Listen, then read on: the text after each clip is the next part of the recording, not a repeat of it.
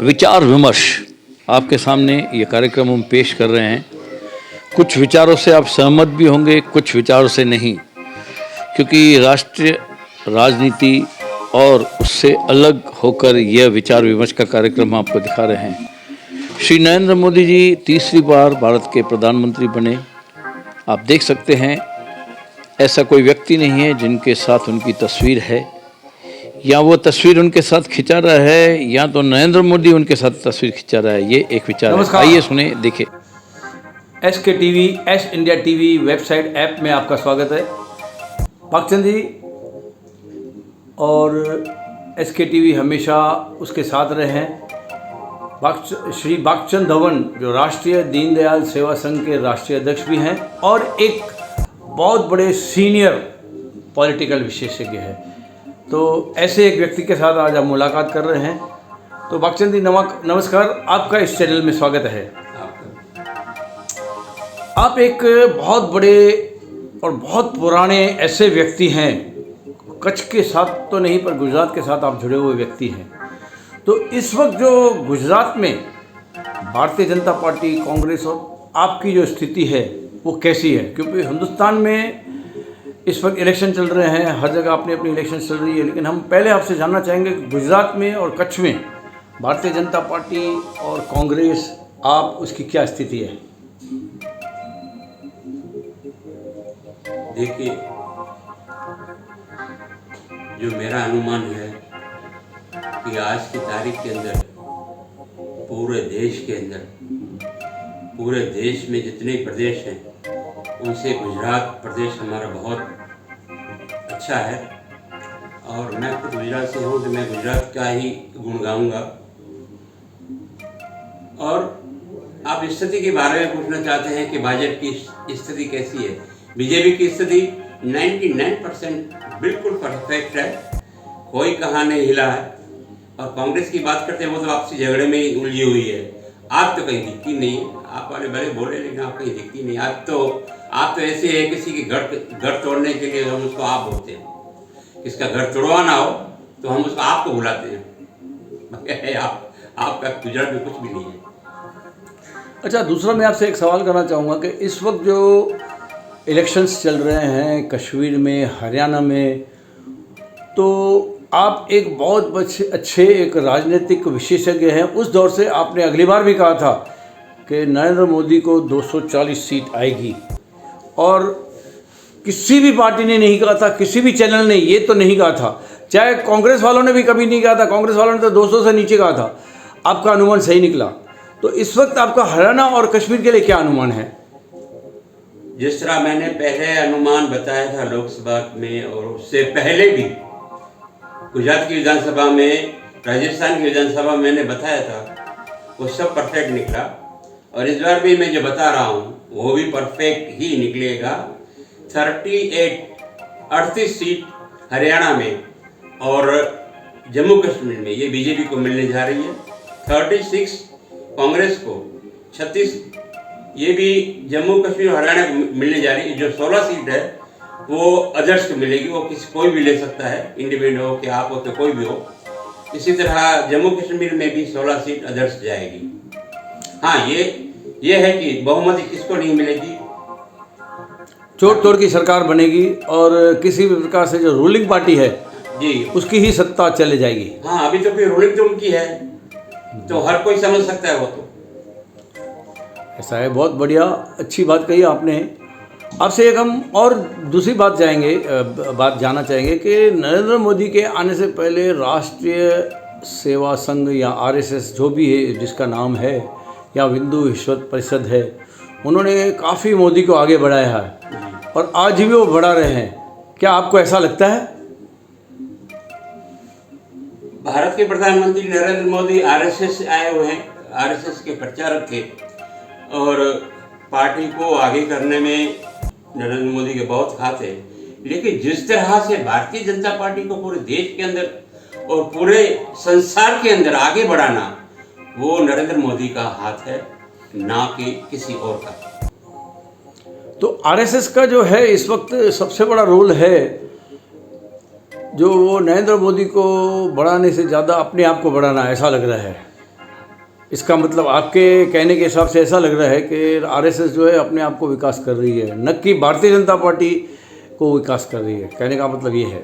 हाँ, आरएसएस ये चाहती है कि जो हमारे लोग हैं वो बीजेपी के साथ मिलकर काम करें अच्छी अच्छी पोस्टों के ऊपर, लेकिन इस देश को आगे चलाना है, देश को तोड़ना नहीं है, देश को आगे बढ़ाना है, भारतीय जनता पार्टी को आगे बढ़ाना है, तो वो नरेंद्र मोदी के कदमों पर चलना पड़ेगा इस देश को। इस वक्त नरेंद्र मोदी आज की तारीख में अमेरिका में बैठे हुए हैं, वहाँ पे भी उनकी वाह वाह हो रही है जी, और काफ़ी उनके गुणगान हो रहे हैं। जी। और वो नरेंद्र मोदी, अमित शाह जैसे कश्मीर जाते हैं तो भी उनको वाह वाह हो रही है। लेकिन एक स्थिति मैं आपसे जानना चाहूँगा, उत्तर प्रदेश की स्थिति काफ़ी अलग है। योगी सरकार को क्या 10 सीट जो रह गई है, जो समाजवादी पार्टी के पास थी, क्या वो उनको वापस मिलेगी, ऐसा लगता है? वहाँ दो गड़े हैं। एक गड़ा चाहता है कि जो बैठा है अभी सत्ता पे वो ना चाहिए, अगर वो ना चाहिए तो 10 सीट हारनी पड़ेगी। एक आतंकवादी कहें कि जो भी कहें, मैंने आपसे एक सवाल किया है कि वहाँ पे इस वक्त दो चीज़ें चल रही है एनकाउंटर की। एक एनकाउंटर हो रहा है लोगों का जो जानवर आके यूपी में कर रहे हैं, और दूसरा एनकाउंटर कर रहा है जो मोदी सरकार के या योगी सरकार हम बोले 18,000 करीब एनकाउंटर हुए हैं, जिसमें 200 लोग तो मर गए हैं। तो वहाँ पे ये बात जो कही जा रही है अपोजिशन से, वो कितनी सही है, या ये जो एनकाउंटर वाली स्थिति कितनी सही है? क्या उसके बारे में कुछ आप बता सकते हैं? देखो 10 सीटों का जहाँ खेल अभी हो रहा है, ये सब बातें उसी के लिए हो रही है। वो कहता मैं बड़ा, वो कहता मैं बड़ा। अच्छा, ऐसी बात है। तो इस वक्त आपको अंदाजे आपके हिसाब से, एक आप इस विशेषज्ञ की दृष्टि से, एक अनुमान की दृष्टि से, उन 10 में से करीब कितनी सीट भारतीय जनता पार्टी को आ सकती है अंदाजे? मैंने आपको पहले ही कहा, एक गड़े को हटाना है तो 10 सीट हराना है। बहुत बढ़िया, बहुत बढ़िया। यानी हमारी जनता को अब ये डिसाइड करना है कि कौन से घड़े को रखना है और कौन से घड़े का पानी पीना है। बहुत अच्छी बात कही। एक और बात आपसे मैं कहना चाहूँगा कि इस वक्त गांधीधाम और गुजरात के जो भुज शहर है, उधर से एक ट्रेन शुरू हुई है जी, जिसका नाम है वंदे भारत, और वो बहुत फास्ट ट्रेन है ऐसा कहा गया है। जिसमें कितने डिब्बे हैं वो एग्जैक्टली मुझे याद नहीं है, पर करीब ऐसे से कहते हैं कि 3200 जने, तो 3200 जने इस ट्रेन में कैसे जाएंगे, पहली बात तो ये है। और दूसरा, हमारे हिंदुस्तान की कई ऐसी ट्रेनें हैं जिनकी क्या स्थिति आप जानते हैं, तो इसके बारे में आप क्या कहेंगे, इस ट्रेन के बारे में, इस स्थिति के बारे में, रेलवे के बारे में? गुजरात से जो नमो वंदे मातरम ट्रेन चल रही है, जो कच्छ से स्टार्ट किया गया है, सबसे पहले तो मैं उसका स्वागत करता हूँ कि भारतीय जनता पार्टी ने बहुत साहस दिखाई है। लेकिन जो देश के अंदर ट्रेनें चल रही हैं, अभी उसको भी अच्छी तरह से बदलने की ज़रूरत है, क्योंकि अभी भी उनकी परिस्थिति बहुत ख़राब है। आज कितनी बार आजकल वो एक्सीडेंट हो रहे हैं, वो हो रहे हैं, वो थोड़ा सरकार को देखना बहुत ज़रूरी है। दूसरी बात, अभी ये यहाँ ट्रेन तो शुरू हुई है, लेकिन मुझे नहीं लगता कि ये ट्रेन लंबा टाइम चले। ऐसा है कि 5-6 महीने भी शायद चल सके, इससे बंद हो सकती है, ऐसी स्थिति दिख रही है। बिल्कुल आपकी बात सही है, क्योंकि पिछले 10-12 साल से ये ट्रेन कई नामों से शुरू की गई। सौराष्ट्र, भुज साबरमती, भुज गांधीनगर, और अब ये भुज अहमदाबाद फास्ट ट्रेन शुरू की गई है। तो लग रहा है कच्छ की जनता को एक खुश करने की कोशिश है मोदी सरकार की। क्या ऐसा है, या वाकई उन्होंने अपनी कोशिश की है कच्छ की जनता को सेवा देने के लिए? ना, आप जो कह रहे हैं वो बात नहीं है, परिस्थिति कुछ अलग है। बाकी सरकार की नीयत अच्छी है, कच्छ को अच्छी तरह रखना, कच्छ की बात सुनना, ये तो हमारे प्रधानमंत्री सुनते हैं, ऐसी बड़ी बात नहीं है। लेकिन जो कुछ लोग भी ऐसे हैं जो बदनाम करने में रहते हैं, वो तो गुजरात को वैसे ही बदनाम करते हैं। बहुत बढ़िया। आपसे हमने आज सुना, आपने रेलवे के बारे में बताया, कश्मीर और जम्मू के बारे में बताया, यूपी के बारे में बताया और पूरे वर्ल्ड की जो स्थिति है उसमें हमारे गुजरात के अंदर भी काफ़ी अच्छी स्थिति है। एक आखिरी सवाल करके मैं आपसे इस समीक्षा के ऊपर अपनी टिप्पणी चाहूँगा। आखिरी सवाल ये है कि आज अगर देखा जाए तो वर्ल्ड में पहले से 1947 से गांधी का राज रहा, पटेल का राज रहा, अभी मोदी का राज है। बीच में भले थोड़े टाइम के लिए चला गया था लेकिन गांधी के नाम का उपयोग किया गया था और सारी दुनिया के सबसे ज़्यादा जो अमीर है वो गुजरात में ही है। तो क्या सिर्फ गुजरात वालों को ही मोदी जी मदद कर रहे हैं? क्या वाकई गुजरात में ऐसी खासियत है?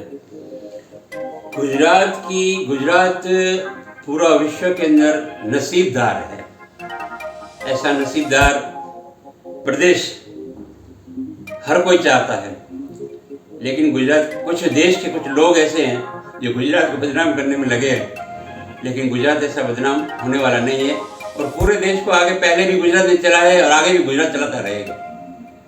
Thank you very much. आप हमारे चैनल के साथ जुड़े, अपने विचारधारा रखें और आपकी भविष्यवाणी अभी 5 तारीख को क्या रिज़ल्ट आता है उसके ऊपर हम ज़रूर समीक्षा करेंगे और बीच बीच में आपसे मिलते रहेंगे। तो आप देख रहे थे, हमारे साथ विचार विमर्श कर रहे थे श्री बागचंद जी धवन। नमस्कार बागचंद जी।